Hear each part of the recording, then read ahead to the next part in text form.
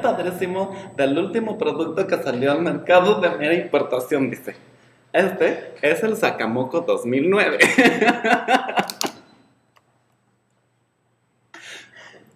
Ya después van a editar mi risa, ¿eh? Pues mire, el Sacamoco 2009 es un aparato de alta tecnología que sirve para sacarse el moco. El modo de empleo es el siguiente. Usted va a agarrar este, que es el Sacamoco 2009. Lo introduce en su nariz así, nada más que yo lo hago de ladito para que no salga el premio. Y después le enrolla de tal manera que el moco se enrosque en el artefacto, ¿verdad? Y después, antes de que el moco se seque, usted lo saca rápidamente. Y de esa manera podrá sacarse el moco de la nariz. Pues muchas gracias. Esto lo pueden encontrar en todas las tiendas Sambors, en todos los puestos de gorditas. Y lo puede pagar en efectivo con tarjeta de crédito. Y si compra uno, le van a dar su tarjeta Electra. ¿Eh?